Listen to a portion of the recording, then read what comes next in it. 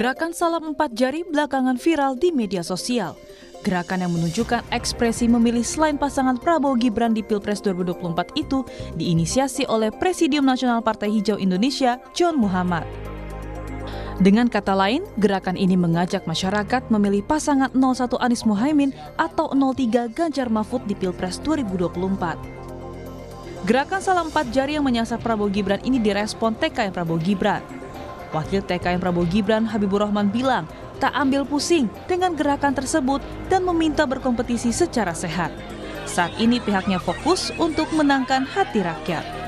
4 jari dalam konteks demokrasi tentu boleh-boleh saja siapapun menyampaikan sikap dan pendapatnya demikian.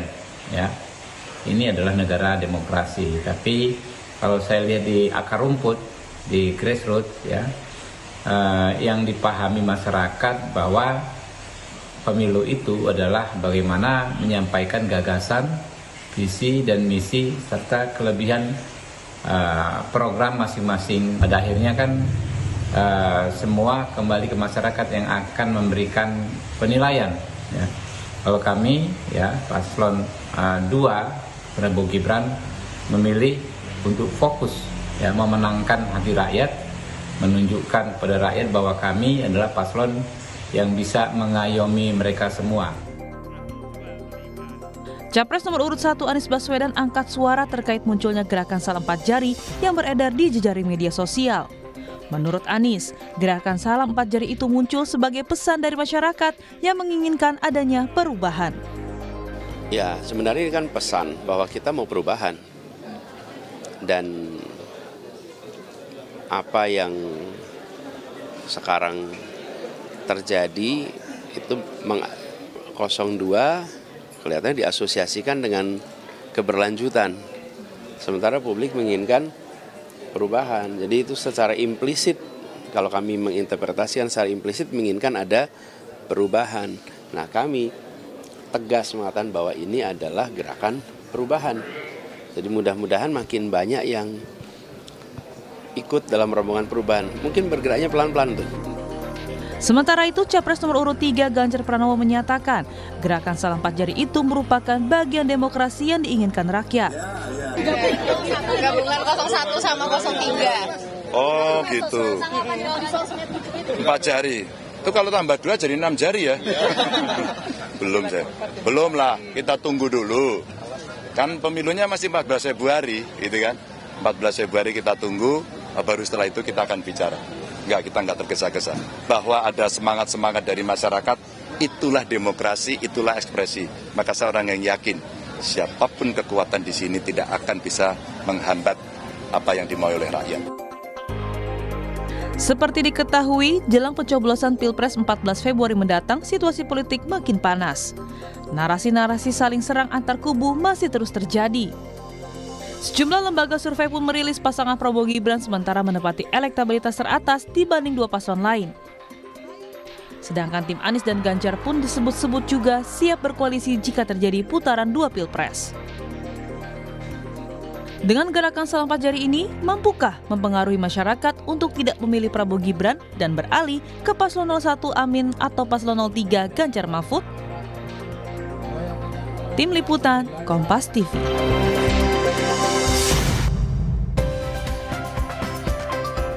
Saudara, setelah kemarin viral ada salam 2 jari dari balik mobil kepresidenan, sekarang gerakan salam 4 jari yang kemudian viral di media sosial yang merupakan gerakan yang mengajak agar masyarakat Indonesia ini memilih pasangan 01 Anies Mohaimin maupun pasangan 03 Ganjar Mahfud.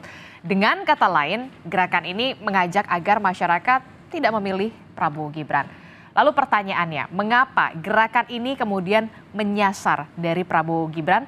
Kita bahas di pagi hari ini dengan sejumlah narasumber kita. Sudah ada di studio, sudah ada Pak Syahganda Nainggolan yang merupakan juru bicara Timnas Amin. Assalamualaikum, selamat pagi Pak Ganda. Assalamualaikum, selamat pagi pemirsa. Oke, nanti kita juga akan dengan juru bicara Prabowo Gibran yang masih akan dihubungi melalui sambungan Zoom, dan juga di studio ada juru bicara dari TPN Ganjar Mahfud, sudah ada Mas Chiko Hakim. Selamat pagi, Assalamualaikum Mas Chiko. Pagi ya Disti, sehat? Sehat, Alhamdulillah. Kemudian juga di sambungan Zoom ada pengamat politik dari Universitas Indonesia, sudah ada Mas Aditya Perdana. Selamat pagi, Assalamualaikum Mas Adit. Selamat pagi, waalaikumsalam Mbak Diti. Ya, kita lagi membahas nih, kemarin setelah viral salam 2 jari dari mobil kepresidenan, sekarang ada muncul gerakan dari masyarakat ini salam 4 jari. Dari tim sukses Paslon 01, komentar Anda soal salam 4 jari ini, Pak Ganda? Ya, ini sesuatu yang sangat positif ya dari gerakan rakyat. Positifnya? Iya, karena mereka ini sudah melihat arogansi Jokowi dan Prabowo dan 02 ini sudah di luar batas-batas kewajaran dalam demokrasi, sehingga wajar ya kalau mereka itu 1 dan 3 itu sudah secara secara instingtif itu bersatu. Ya, itu saya sudah rasakan pada saat 15 Januari di acara 50 tahun Malari. Ya, itu kelompok 01 dan 03 itu pose-pose bareng terus. Misalkan saya dengan Helmi Pauji, bekas duta besar di Mesir, kemudian ada Bitor Suryadi, ada Tenri dan lain-lain tokoh-tokoh di 03 ya. Sama saya yang di 01 itu kita foto-foto bareng, ada 3, 1 gitu. Jadi 4 itu sudah dari awal sudah kita ciptakan. Nah, sekarang ini di luar aktivis tiba-tiba ada namanya John Muhammad dan lain-lain di Twitter, di Instagram dan lain-lain memviralkan gerakan ini ya. Jadi saya pikir memang rakyat itu sudah merasakan secara sungguh-sungguh bahwa arogansi kekuasaannya harus dilawan oleh rakyat. Ya, jadi 3 dan 1 ini bukan lagi hanya melihat bahwa Prabowo ini mau dikalahkan putaran kedua. Saya lihat gerakan ini mau mengalahkan Prabowo di putaran pertama. Ya, jadi saya pikir ini adalah gerakan rakyat yang luar biasa, dan saya sudah komunikasi dengan Capres dan Cawapres, ini harus diapresiasi secara positif. Mereka mengapresiasi secara positif. Mas Chiko, Anda bagaimana melihat ini? Ya, jadi kan ini gerakan yang muncul dari rakyat ya, gerakan muncul dari teman-teman yang sering bergerak untuk demokrasi dan lain-lain. Saya kenal John Muhammad, tapi udah lama sekali saya nggak pernah berjumpa lagi dengan dia.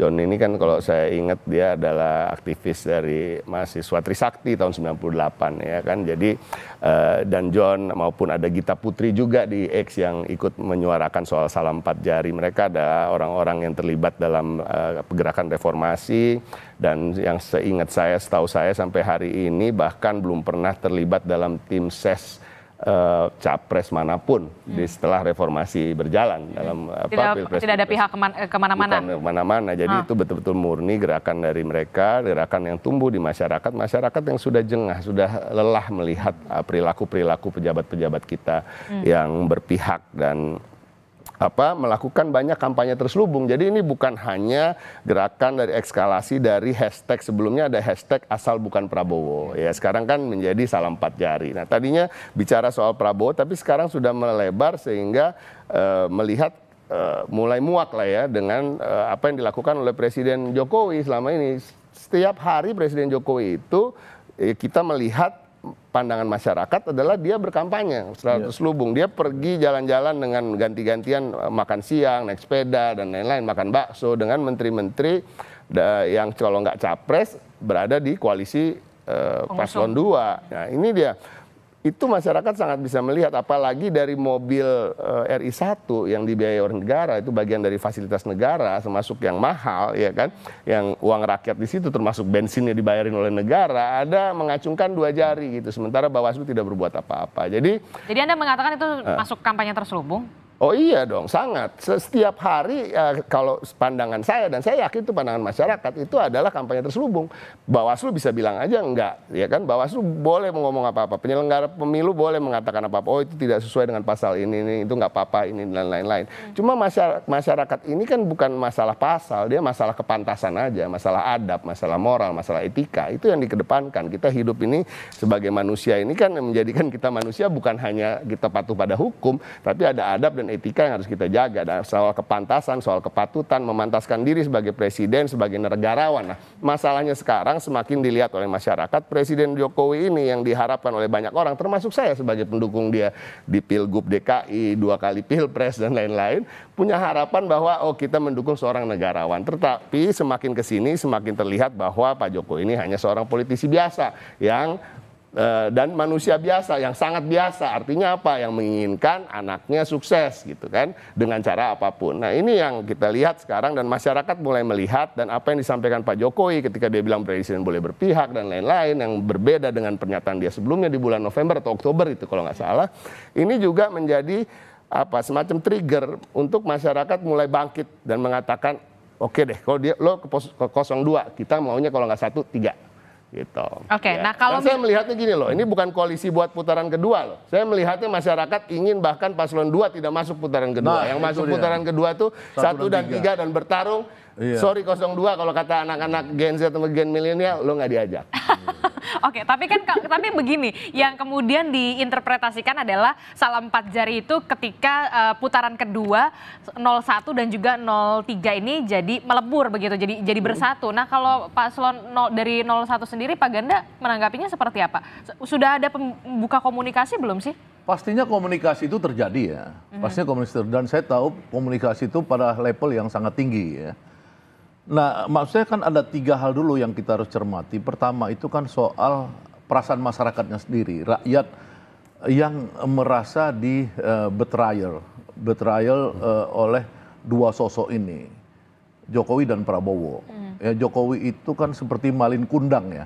Dia itu dibesarkan oleh Ibu Megawati yang harusnya dia itu tidak durhaka, dia balik mengabdi pada PDI dan pada Ibu Megawati. Ini malah mengacak-acak kantongnya Megawati, kantongnya Banteng di Jawa Tengah. Ya, kalau misalkan PSI akan meraup suara 3-7% di Jawa Tengah dan nasional, itu maka PDI akan nomor 2 atau nomor 3. Ya, karena nanti akan Gerindra dan lain-lain akan berusaha untuk take over sebagai nomor 1 dan jadi ketua DPR itu dari Gerindra. Ini kan bahaya benar buat PDI. Jadi air susu dibalas dengan air tuba.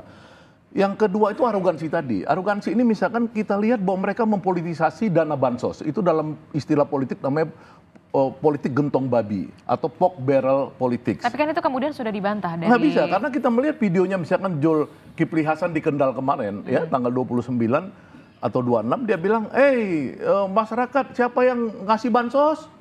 Siapa? Diarahkan kan nama Jokowi, itu kan diarahkan. Itu kan nggak boleh, bansos itu kan adalah hak rakyat, bukan maksudnya negara itu cuma wajib.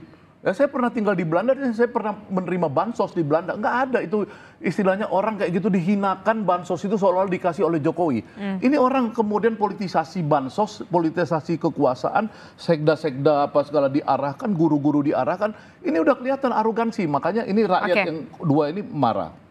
Yang ketiga, yang menyatukan ini kan rusaknya akal sehat ketika Gibran dipaksakan jadi cawapresnya Prabowo. Ini membuat mereka ini makin lama teman-teman saya ya, saya ini di 01, teman-teman saya di 03 yang selama ini bertahun-tahun berjarak. Sekarang kita sangat cair.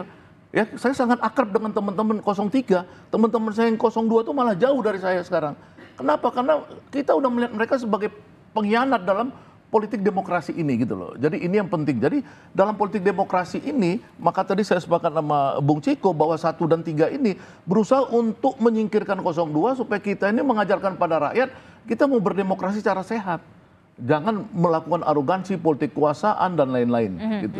Sebenarnya kita masih terus mencoba untuk menghubungi dari tim sukses pasangan calon 02, yakni Prabowo Gibran, begitu ya, tim sukses melalui sambungan Zoom, tim kami. Tapi saya ke Mas Adit dulu. Mas Adit, ini kan kalau kita lihat ya, ini kemudian beredar di media sosial itu di X atau di Twitter gitu ya, kemudian ada di Instagram, viral salam 4 jari.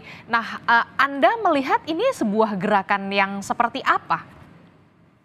Ya, yang pertama memang kalau kita perhatikan gerakan seperti ini kan bukan pertama kali ya. Karena kalau kita perhatikan di pemilu sebelumnya juga ada contoh yang serupa meskipun itu menjadi sebuah pertentangan yang menarik ya. Pilih Pak Prabowo bukan pilih Pak Jokowi dan sebagainya. Jadi memang selalu ada konteks yang seperti ini.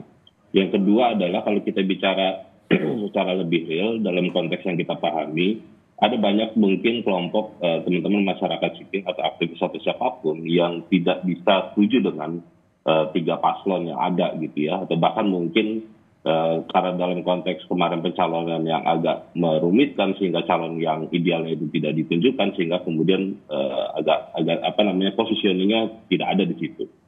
Sehingga kemudian ketika misalkan ini sudah berlangsung, sudah kampanye, sudah masuk gitu ya, baru kemudian ada ketidakpuasan,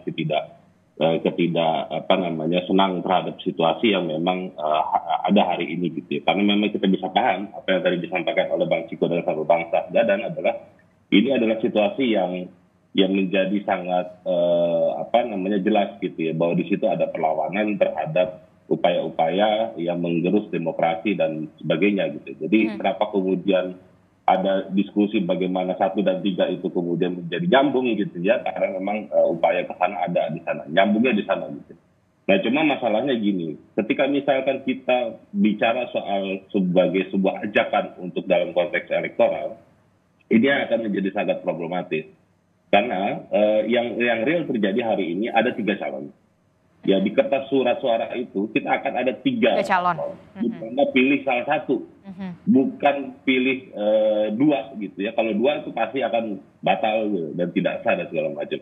Misalkan contoh kalau misalkan ajakannya gerakan 4 jari ini untuk mengatakan tidak pilih 2, tetapi pilih 1 dan 3 dan ya gitu. Itu kan tidak sah gitu. Tapi kan tetap harus pilih salah satu. Salah satunya itu ya kalau nggak 1 dan 3 gitu ya. Tapi kenapa kemudian Mas Adit, maaf saya potong, tapi kenapa kemudian seolah-olah begitu ya, ini pasangan calon 02 Prabowo Gibran ini kemudian disasar begitu? Ya karena memang ini adalah bukti memang ada real Mbak ya. Saya juga beberapa dataset yang saya punya itu juga dari survei, itu ada banyak masyarakat yang memang tidak senang juga dalam situasi hari ini dalam konteks pemilu dan demokrasi ya. Jadi saya bisa paham juga kenapa kemudian menjadi muncul gitu, dan ini kan pasti akan dikoneksikan, direlasikan dengan pasangan nomor 2 dan khususnya adalah terkait dengan istilahnya cawe-cawenya Pak Jokowi. Dan hari ini kita juga akan sangat gamblang sekali melihat bagaimana interaksi Pak Jokowi dengan paslon 02 ini semakin intens gitu ya. Dan kekhawatiran ini saya bisa paham kenapa kemudian yang ditangkap oleh paslon 1, paslon 3 dalam berbagai debat itu kita akan sangat lihat sekali. Tapi satu sisi yang lain ada juga masyarakat yang menyatakan ketidakpuasannya seperti gerakan 4 jari ini. Jadi menurut saya masuk akal kenapa kemudian ini menjadi perlawanannya kepada 02, sehingga kemudian kita akan lihat bahwa ternyata ada pihak lain yang bukan berasal dari kontestan pemilu itu juga sedang melakukan perlawanan terhadap 02 gitu. Karena konteks yang didasari itu relatif sama antara 1 dan 3 gitu. Ini bisa dikatakan suara atau gerakan perlawanan begitu ya Mas Adit ya, seperti yang tadi Anda sebutkan tadi. Iya, gerakan perlawanannya kemudian gerakan perlawanan tetapi dalam konteks elektoral. Ini yang kemudian menjadi repot. Saya juga sudah sampaikan beberapa kali kepada teman-teman, karena ini gerakan perlawanannya untuk memilih salah satu dan 3 gitu ya. Masalahnya adalah ini kan pasti akan ada diuntungkan, entah 1 atau 3 gitu. Yang kemudian entah mereka nanti akan bisa masuk ke dalam putaran kedua atau nanti akan menang di satu putaran ini dan segala macam. Tetap akan ada yang diuntungkan. Sehingga kemudian bagaimana berkoalisinya, bagaimana nanti sharingnya, bagaimana teman-teman gerakan ini juga kemudian harus diajak untuk bareng dan segala macam untuk membicarakan itu. Dan yang kedua adalah ini juga tidak mudah Mbak, karena waktunya juga terlalu pendek gitu ya. Dan tinggal 14 hari lagi, 2 minggu lagi Mas Adit. Betul, dan yang disasar adalah untuk sampai saat ini memang kalangan netizen ya. Kalangan netizen itu memang hanya ada di perkotaan yang punya akses internet sangat mudah. Sementara di grassroots, pedesaan dan segala macam itu relatif sudah mapan juga pilihan politiknya gitu ya. Jadi relatif ini mungkin hanya akan mempengaruhi orang-orang yang punya pilihan yang masih galau gitu ya. Dan itu relatif menurut saya sudah tidak begitu banyak. Karena sekarang kisarannya hampir 50%, 60% itu pilihannya sudah jelas Mbak di antara pemilih gitu ya. Oke, untuk ini berarti untuk viralnya salam 4 jari ini bisa dikatakan yang diuntungkan ini sebenarnya pasangan 01 dan 03 dong?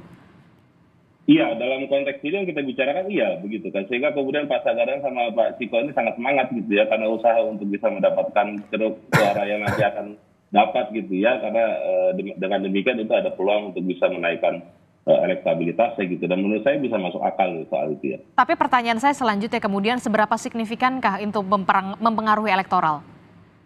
Itu yang saya belum bisa melihat dan saya tidak begitu yakin ya. Karena dari sisi banyak data teman-teman konsultan dan juga lembaga survei sudah rilis, itu kan sekarang kisaran yang undecided ataupun swing voters dan segala macam itu masih kisaran 20-30%. Jadi makin lama makin ke sini Mbak, itu semakin berkurang gitu ya. Jadi pertanyaannya adalah apakah memang itu efektif untuk bisa mempengaruhi sekitar 20-30% itu. Nah, dengan waktu yang terbatas tentunya. Jadi dan juga pada saat yang bersamaan ini adalah main di area sosial media, tidak untuk main di grassroots. Nah, itu juga sangat problematis gitu. Jadi saya menduga ini bukan yang ini tidak mudah gitu ya, tetapi kita apresiasi sebagai sebuah awareness gitu ya, kepedulian secara bersama-sama terkait dengan bahwa kita punya problem yang sangat serius terkait dengan demokrasi kita di ujung belakangan ini dan memang menjadi sebuah concern bersama untuk mari kita menciptakan pemilu yang adil dan berintegritas gitu. Nah, itu yang menjadi tantangan yang harus kita hadapi. Kekhawatiran-kekhawatiran disampaikan oleh banyak pihak termasuk oleh para paslon gitu ya, memang sudah banyak cerita dan memang kita harus sama-sama sikapi secara bijak juga gitu ya. Oke. Tadi dikatakan ya yang diuntungkan adalah pasti pasangan 01 dan juga 03. Tapi seberapa signifikan ini berpengaruh terhadap elektoral ini masih bisa dikatakan ya tidak terlalu signifikan. Anda sendiri komentarnya Pak Ganda? Ya pertama gini ya, saya pikir Pak Anies dan Bu Megawati dan Pak Ganjar ya dan tim itu kan adalah manusia-manusia yang membangun demokrasi di Indonesia. Sedangkan Prabowo adalah bagian dari Orde Baru yang anti demokrasi. Ya, sehingga kita penghargaan kepada demokrasi ini untuk pasangan 01 dan 03 itu lebih harus dilihat dari value-nya. Dia lebih besar daripada sekedar mereka bicara siapa menang, siapa kalah, siapa elektoralnya lebih tinggi dan lain-lain. Saya melihat dari saya kemarin di Bandung ketemu Pak Anies Baswedan, ini persoalan demokrasi ini buat dia adalah persoalan hidup atau mati. Ya saya pikir juga di Ibu Megawati sebagai orang yang menumbangkan Soeharto juga ini adalah hidup mati. Jadi kita ini 0103 pertama bersatu ini ya masyarakatnya adalah menjaga demokrasi dulu. Yang kedua kita bagaimana kalau menjaga demokrasi ini kita bisa melihat bahwa kemungkinan besar politisasi bansos itu akan berefek 30-40% pendongkrakan suara Prabowo. Makanya kita ini 0103 harus melakukan watchdog sampai ke bawah, laskar-laskar rakyat, ya gerakan mahasiswa, gerakan LSM apa segala akan mengawal ya demokrasi ini pemilu jujur sehingga kita yakin bahwa Prabowo itu ada di angka 30% ke bawah. Ya karena saya sebelum debat biar putaran kedua gitu maksudnya. Nah, dia nggak masuk. Nggak masuk. Saya dapat informasi dari lembaga survei yang belum 14 Februari jadi kita belum bisa iya, makanya jangan mengklaim bahwa seolah-olah 02 itu akan masuk. Kalau tidak ada politisasi bansos, saya yakinnya Prabowo itu tidak akan masuk. Dia akan mati di 20-30%. Maka yang masuk adalah kubu 1 dan kubu 03. Ya, sehingga apa? Sehingga harapan saya ya memang gerakan rakyat ini menjadi gerakan gelombang besar untuk mengawal demokrasi agar memastikan 0103 itu masuk ke putaran kedua dan kita menyingkirkan 02 itu karena mereka anti demokrasi dan berbahaya. Ya nanti kita hasilnya tetap di 14 Februari. Mas Ciko. Apa mengenai elektoral ya. Jadi pertama tadi saya sepakat dengan apa yang disampaikan Bang Syaganda tadi. Memang untuk kami, untuk PDI Perjuangan khususnya dan juga Pak Ganjar, Pak Mahfud maupun juga partai-partai pendukung nomor satu adalah ini adalah kontestasi demokrasi. Kontestasi Pilpres ini adalah pesta demokrasi. Artinya nomor satu yang kita harus jaga di antara semua ini adalah demokrasinya. Jadi biarlah masyarakat saling mengedukasi. Nah saya melihat ini kan Salam 4 Jari ini masyarakat saling mengedukasi. Bukan masalah dukungan kepada siapa-siapa. Sebenarnya ini tidak bisa diartikan juga ini mendukung satu atau mendukung tiga. Enggak, mereka sedang menolak dua karena dua ingin memundurkan demokrasi. Dan dalam perjalanannya sudah terlihat dari mulai rentetan MK dan sekarang presiden, ketidaknetralan presiden, ketidaknetralan aparat, ketidaknetralan menteri-menteri yang dilakukan di waktu jam kerja dengan fasilitas negara dan lain-lain. Itu yang memberikan kemuakan-kemuakan pada masyarakat dan akhirnya mereka saling mengedukasi dengan mengatakan oke, kita tolak paslon nomor 2. Nah ini yang saya lihat nomor 1. Masalah elektoral itu menjadi konsekuensi aja, ya kan siapapun yang mendapat limpahan itu itu bukan menjadi strategi kami. Tapi kan berharap dong, tapi kan berharap pastinya.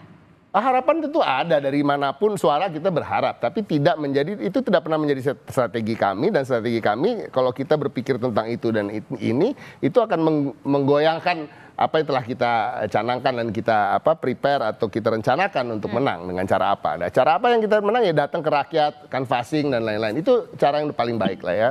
Pak Ganjar juga belusukan sampai nginep ke rumah warga. Itulah cara-cara di mana kita ingin menyampaikan visi misi dan gagasan. Nah, tadi saya sampaikan bahwa ini adalah cermin dari masyarakat yang sudah muak dengan apa yang sedang terjadi terus menerus hari ke hari. Dan ini jangan salah, masyarakat juga bisa menilai bahwa termasuk saya dan beberapa politisi yakin bahwa apa yang dilakukan Pak Jokowi ini sebenarnya ketidaknetralan dia, walaupun itu juga membuat kita muak, tapi sebenarnya kita melihat ini belum tentu menguntungkan paslon 2. Kenapa Anda bisa mengatakan seperti itu? Ya karena itu tadi, Pak Jokowi semakin hari semakin dilihat bukan sebagai negarawan. Orang-orang yang tadinya tegak lurus Jokowi karena berharap dan melihat sosok Jokowi inilah sosok orang hebat, negarawan, statesman, ya kan, berbeda dengan politisi lain, makin kesini makin melihat dia hanya politisi biasa yang tadi dan manusia biasa yang ingin mendorong anaknya dengan sebagai cara untuk menjadi wakil presiden. Nah, ini menjadi nilai minus buat mereka justru. Menurut saya artinya ketika orang bertanya apakah gimana Pak Jokowi suruh kampanye apa enggak, silakan aja gitu. Jadi tidak menjadi masalah lagi buat kami. Nah, ini saya rasa menjadi kebingungan di paslon 2. Tadi udah nggak diajak di salam 4 jari ya kan. Terus ini gimana? Tadi dikatakan oleh Bang Syahganda ya, nilai-nilai angka-angka di survei berapa persentase. Kalau saya melihat gini, mereka itu bingung. Pak Jokowi ini kan punya approval rating katanya hanya nomor 2 di bawah Kim Jong-un ya. Kim Jong-un ini 100%. Nah, kita bisa artikan sendiri lah ya. 100% pasti approval ratingnya. Presiden Jokowi ini hampir 80%, 79%. Pak Prabowo punya modal suara 40 sekian persen, di atas 45% di 2019 kemarin gitu. Itu kalau digabung mestinya udah selesai, kita udah nggak usah ikut pilpres bos, iya kan? Tapi kan ini tidak terjadi. Artinya apa? Artinya yang sebenarnya itu gimana sih? Sebenarnya masyarakat emang udah nggak mau sama Prabowo, nggak nurut juga sama Jokowi gitu. Nah, dan ini terlihat lagi makin digas lagi oleh teman-teman di kelompok masyarakat sipil tadi dengan salam 4 jari. Oke, sebenarnya kita masih menunggu ya konfirmasi dari tim sukses dari paslon 2. Mungkin dia tahu dia nggak diajak. Bukan, tapi kan kita tetap harus tidak boleh berpihak begitu ya. Ada 01, 03, ada harus juga 02. Iya. Nah, itu yang kami masih terus menunggu konfirmasi dari tim sukses 02 dan juga apakah kemudian gerakan masyarakat salam 4 jari ini bisa dimungkinkan akan menjadi besar dan juga mempengaruhi elektoral. Nanti kita akan bahas termasuk juga bagaimana nantinya apakah akan berkoalisi 01 dan juga 03. Jangan dijawab dulu Bapak-bapak, terima kasih. Nanti kita akan lanjutkan kembali usai jeda.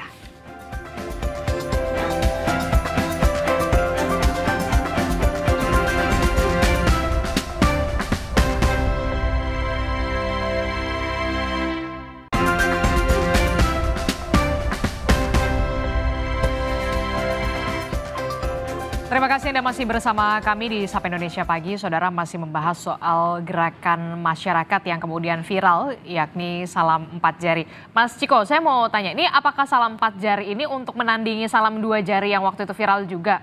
Enggak juga kan, nggak bisa ditanya ke saya, harusnya ditanya ke John ya kan, tanya ke John atau teman-teman yang di X itu memviralkan itu. Ini benar-benar bukan gerakan yang digerakkan oleh paslon manapun, ini benar-benar murni dari mereka. Saya dikatakan walaupun saya kenal sama John, tapi saya udah nggak ketemu dia berapa tahun lah gitu. Dan saya yakin di TPN juga, di grup-grup TPN kami tidak pernah membicarakan soal salam 4 jari ini. Dan ini muncul betul-betul murni dari teman-teman masyarakat yang memang berada di kelompok-kelompok masyarakat sipil yang memang peduli tentang demokrasi. Dan itu tadi punya rekam jejak di mana mereka pernah berjuang di reformasi ya kan, dan tidak pernah menjadi tim ses capres manapun seingat saya.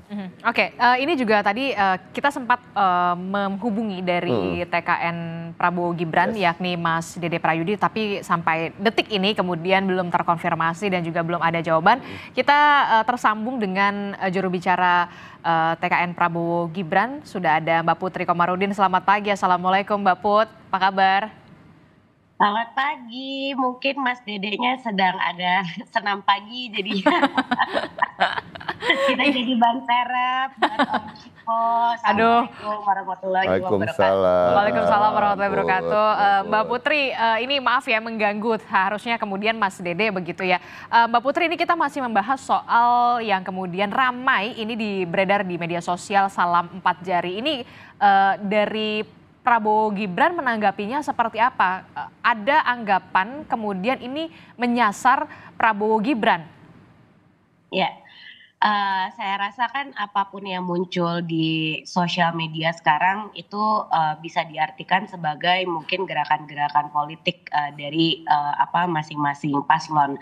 Jadi kalau misalnya ada gerakan salam 4 jari yang munculnya dari media sosial, kita juga belum menelusuri itu sebenarnya pertamanya muncul dari siapa atau ini memang strategi salah satu paslon untuk membuat dinamika yang lebih intens lagi menjelang 14 Februari ataupun memang ini munculnya dari murni dari supporter masing-masing paslon yang memang menginginkan dari masyarakat yang memang menginginkan adanya pergesekan yang lebih tajam lagi menjelang 14 Februari ini kan bisa diartikan banyak ya dan kita tidak mau menuduh pihak-pihak tertentu. Kalau kita di Prabowo Gibran ya kita tetap fokus pada strategi kampanye kita. Pak Prabowo dan Mas Gibran sangat rajin turun ke lapangan menjelang 14 Februari ini. Kemarin kita baru saja kirap kebudayaan di Semarang, Jawa Tengah dan itu dihadiri ratusan ribu orang. Sangat ramai, teman-teman Kompas juga kemarin meliput di sana dan ini bukti bahwa memang warga sangat antusias dan juga sangat mendukung pasangan calon 02 ini. Jadi ya kalau saya rasa adanya gerakan-gerakan tertentu di media sosial itu tidak merefleksikan apa yang terjadi di lapangan. Apalagi kalau kita lihat kalau Pak Prabowo dan Mas Gibran ke provinsi dan kabupaten kota itu selalu disambut dengan begitu antusiasnya oleh masyarakat. Jadi ya kita sangat meyakini bahwa apa yang terjadi di lapangan itulah realita yang ada. Tapi kemudian Mbak Putri dan juga dari tim sendiri tidak khawatir dengan adanya gerakan seperti ini kemudian berpengaruh terhadap elektoral begitu Mbak Put? Ya. Sebagai paslon yang alhamdulillah sekarang sedang leading di berbagai survei rata-rata kita dapat 45-48%. Saya yakin berbagai cara dan strategi politik akan digunakan untuk mendegradasi elektabilitas paslon yang kita usung. Tapi itu sah-sah saja dalam kontestasi politik. Yang penting seperti yang Mas Gibran selalu sampaikan, bahkan sampai hari ini beliau selalu menyampaikan mau surveinya bagus, mau surveinya naik ataupun turun, kita tidak boleh peduli apapun yang digunakan oleh orang, cara-caranya kita hanya boleh peduli pada program kerja dan visi misi kita. Karena kadang kalau kita terlalu sibuk dengan berbagai dinamika yang terjadi di lapangan, kita bahkan seringkali suka lupa gitu sebenarnya tujuan dan target utama kita itu apa. Jadi alih-alih kita fokus pada menyiarkan ataupun menyebarkan program kerja kita, malah sibuk menanggapi hal-hal seperti ini yang tentu akan menyita energi. Jadi ya saya yakin sisa waktu yang tinggal 14 hari lagi mulai hari ini akan kita gunakan untuk fokus pada pemenangan terutama di lumbung-lumbung suara seperti di Pulau Jawa dan Sumatera dan tentunya ini juga yang menjadi fokus dari Pak Prabowo dan juga Mas Gibran. Oke, kalau kata Mbak Putri ini jangan-jangan begitu ya salah satu strategi pasangan calon untuk supaya ada dinamikanya lebih tajam. Pak Ganda, Mas Ciko melihatnya? Ya, pertama saya lihat kan ada dua dataran ya. Satu tataran rakyat itu memang itu tidak ada kontrol, maksudnya tidak ada rekayasa dari 01 dan 03. Jadi maksudnya ini bukan strategi dari salah satu paslon 01 bukan, 03? ini muncul dari rakyat bahwa ada aktivis-aktivis ya yang seperti saya, aktivis puluhan tahun, terus di sana Bitor Suryadi, kemudian si Helmi Pauji. Kita itu memang merasakan semenjak Gibran itu jadi wakil presiden, kita yang jauh jadi dekat. Saya dulu sama teman-teman saya itu dicap membuat gerakan ABG. Apa tuh? Asal bukan Ganjar.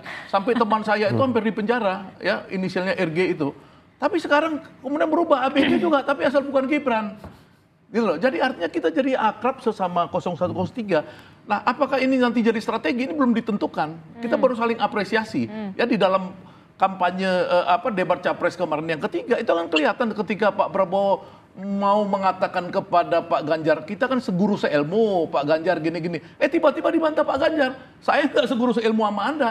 Gitu loh, akhirnya yang justru dilihat publik adalah Pak Anies dan Pak Ganjar yang bagus bersatu, dan kemudian kita melihat juga ada UGM connection di mana 4 orang ini adalah alumni UGM. Ya, Pak Mahfud, Pak Ganjar, Pak Muhaimin dan Pak Anies yang mereka berkenalan sekian puluh tahun, dan mereka tahu bahwa mereka inilah pejuang-pejuang demokrasi dari mulai kampus. Ya, Muhaimin di Elkis, Pak Mahfud di di HMI, Anies di HMI, Pak Ganjar di GMNI. Pak Prabowo waktu itu adalah anti demokrasi, penjahat demokrasi di zaman Orde Baru, nangkap-nangkapin orang.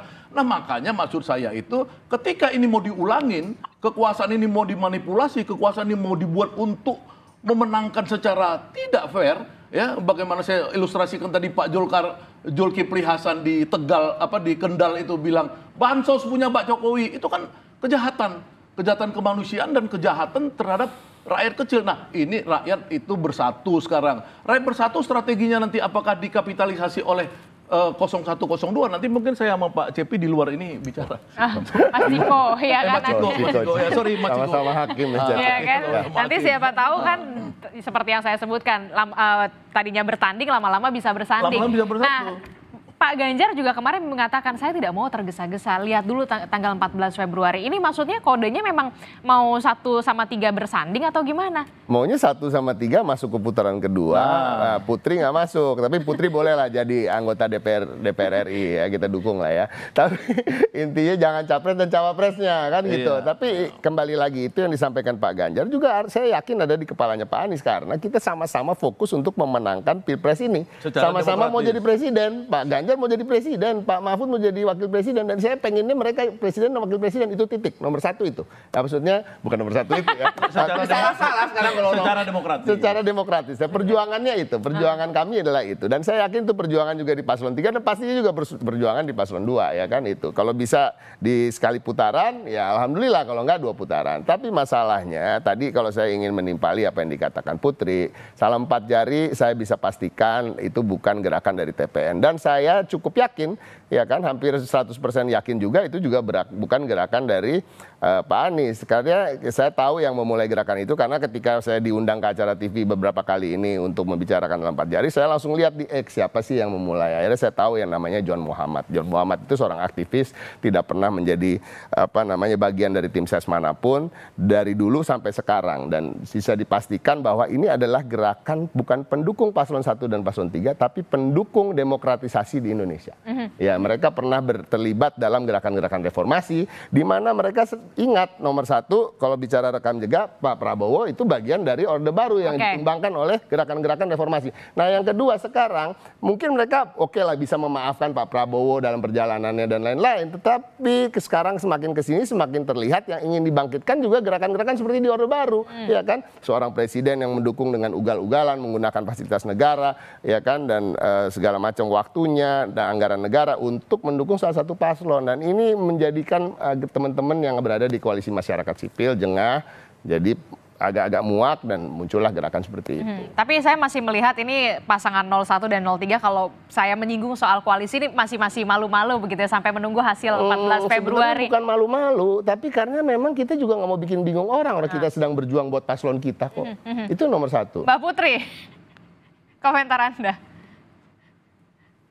Mbak Putri? Iya, kan gini, kalau misalnya sekarang sudah ada misalnya komunikasi antar paslon gitu kan, itu kan sebenarnya normal saja gitu, karena memang pasca 14 Februari ini kalau misalnya ada putaran kedua sudah pasti nanti akan ada penggabungan gitu antar koalisi, dan kita juga tetap open gitu, terbuka membuka komunikasi antar kita dengan paslon 01 dan paslon 03. Jadi ketika di panggungnya terlihat panas, tapi hubungan antar tim kampanye dan tentu pasangan calon yang kita usung itu sampai sekarang masih baik gitu. Jadi ya berdebat itu buat kita ya cukup di panggung aja dengan gagasan masing-masing yang ingin diusung. Dan kalau misalnya tadi Pak Mas Ciko bilang maunya yang masuk itu misalnya 01 dan 1 sama 03 03 itu aja.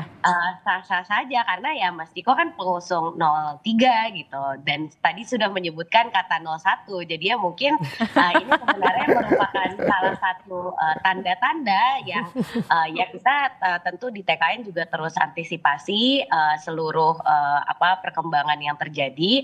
Tapi ya tadi kalau misalnya kita terlalu fokus pada hal-hal seperti ini, tentu jadinya strategi kampanye yang sudah kita susun secara sedemikian rupa, jadwal yang telah kita elaborasi juga di setiap provinsi, dan pertemuan-pertemuan nanti dengan masyarakat yang ada di lapangan yang real, bukan hanya di online saja, itu nanti malah akan terlupakan. Jadi lagi-lagi Mbak Disti, kita di 02 sangat fokus pada bagaimana kita bisa menyerap aspirasi masyarakat sebanyak-banyaknya, dan tentu lebih menyesuaikan program kerja dan visi misi kita dengan kondisi real di lapangan. Jadi hal-hal seperti ini buat kita ya sebagai bahan evaluasi lah, supaya kita bisa lebih meningkat lagi ke depannya kinerjanya. Oke, itu tadi jawaban dari Mbak Putri. Saya ke Mas Adit. Mas Adit, ini Anda melihatnya gerakan semacam ini, kalau tadi Anda sebutkan ini merupakan salah satu gerakan perlawanan bisa dikatakan. Apakah kemudian ini berhasil untuk mempengaruhi masyarakat, bahkan mempengaruhi pilihan dari masyarakat di 14 Februari? Anda melihatnya? Ya, kemungkinan itu ada ya, terutama di kalangan netizen ya, atau di sosial media, dan itu peluang itu memang bisa dilakukan. Saya bisa melihat arahnya ke sana, tetapi mungkin dalam konteks yang jauh lebih masif dan lebih luas, itu yang rasanya tidak mudah gitu ya. Itu yang tadi saya sudah sampaikan, bahwa hari ini kemantapan pilihan dalam konteks tanggal 14 Februari mendatang itu relatif sudah terbangun gitu ya. Jadi hampir 60% pemilih itu sudah ada pilihan, tapi makin lama makin kesini tentu itu akan menjadi menarik ya, sisa-sisanya itu semakin banyak yang mendukung gerakan Pacari, atau memang sudah di pilihan-pilihan 1, 2, atau 3 gitu ya. Jadi ke sana gitu. Nah, kalau konteks yang tadi dibicarakan, saya pikir gerakan Pacari ini jangan-jangan saya melihat ini adalah jembatan nih untuk koalisi terjadinya 1 dan 3 gitu ya. Mudah-mudahan kalaupun itu terjadi ya kita doakan saja itu seperti yang diinginkan oleh Mbak Putri juga, bahwa ini adalah dinamika yang harus dihadapi ya menjelang hari-hari terakhir di menjelang 14 Februari. Anda melihatnya ini salah satu bagian bridging atau tidak? Dugaan saya begitu ya. Kita tunggu saja apakah nanti Pak Sagada sama Pak Jiko juga dia akan menjadi bagian dari itu ya. Koalisi itu akan terjadi atau tidak. Oke, tapi kalau kata Mbak Putri, kalau dari 02 sebenarnya masih terbuka kalau misalkan memang mau koalisi jika nanti di putaran kedua. Kalau 01 sendiri? Ya, kalau spiritnya 01 sekarang ini kan adalah bagaimana pemilu tidak curang. Ya, kalau tidak curang, maka secara sosiologis itu yang masuk 01 dan 03. Karena basis sosiologisnya jelas. 02 tuh nggak punya basis sosiologis yang jelas. Ya, jadi kalau misalkan ini salam 4 jari ini adalah gerakan civil society yang kemudian bisa dikapitalisasi oleh 01 dan 03, tentu kita akan bicarakan. Kita minimum itu ya adalah menjaga jangan sampai kecurangan terjadi. Misalnya contoh, Pak Ganjar misalkan memberikan statement, kalau bisa bansos itu nggak usah presiden yang ngasih, cukup kepala desa, misalnya gitu, ya kan? Nah kemudian juga begitu dari kelompok 01 juga jangan pakai bansos dikasih 02 tuh minyak goreng dan lain-lain. Nah ini kita terus kampanyekan 01 itu yang disebut salam 4 jari minimum ininya apa yang kita bisa kapitalisasi supaya rakyat itu mengawal pemilu supaya jangan curang. Oke, gitu. Jadi dengan kata lain tertutup pintu sudah kalau ke 02 gitu. Ya untuk sementara bukan, maksudnya gini kan kita nggak tahu, tapi iya atau enggak? Nggak bisa. Itu mesti kita itu maksudnya dapat dulu demokrasinya, dan kita kalau dapat demokrasinya itu nanti kita senang siapapun yang masuk. Tapi kalau demokrasinya dicurangin, nah ini kita nggak bisa. Kita sekarang yang tercurangin ini 01, 03. Kita dijalimin 01, 03 dijalimin. Oke, saya tanya ke Mas Ciko deh, Mas Ciko. Kalau 01 kayaknya pintunya udah tertutup begitu kayaknya kalau ke 02 gitu. Tapi kalau dilihat dari salam 4 jari ini dan yang berkembang di masyarakat, tentunya kan kita ingin selain apa yang kita yakini tadi, bahwa kita nggak mau juga demokrasi kita dicurangi satu. Kita nggak mau salah satu paslon itu dicurangi, itu benar. Kita tidak mau ada ketidaknetralan aparat yang berpihak pada paslon tertentu, menggunakan anggaran negara, waktunya dalam waktu bekerjanya di negara ini juga dikorupsi untuk mendukung salah satu paslon. Nah ini yang kita nggak suka, ini nomor satu. Ya kan dalam perjalanannya nanti juga, tentunya kita juga melihat apa yang diinginkan masyarakat, ya kan, walaupun kita tahu apa yang kita inginkan. Nah yang diinginkan masyarakat, yang diingin masyarakat yang ingin menjaga demokrasi kita adalah salam 4 jari ini.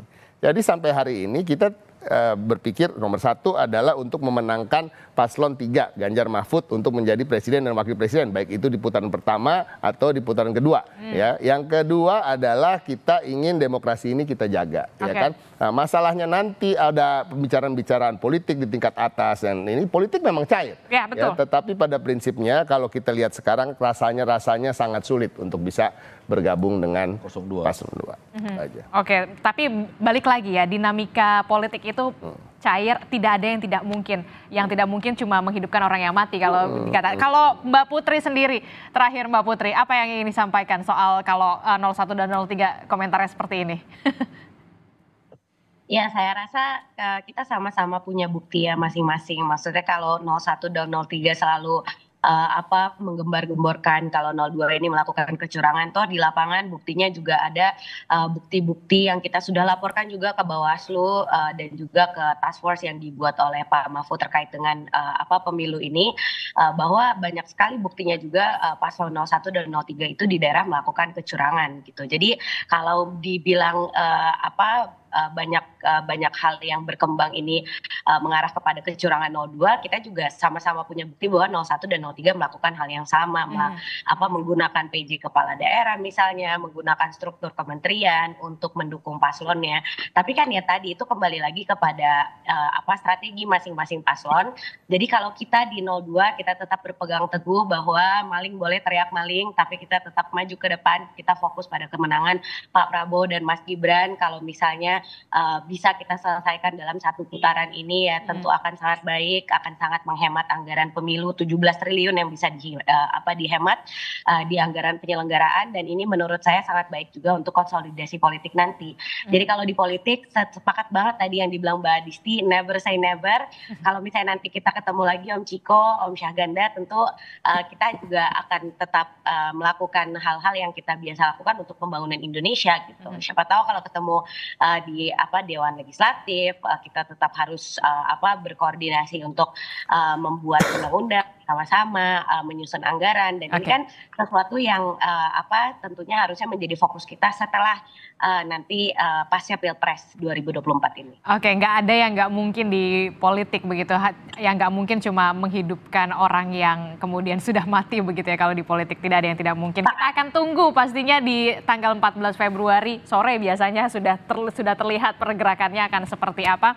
Terima kasih Pak Ganda, Mas Ciko, Mbak Putri, terima kasih. Mas Adit juga terima kasih untuk perspektifnya. Kita akan diskusi lagi nanti di lain waktu dengan tema yang lebih menarik. Terima kasih. Assalamualaikum, selamat pagi.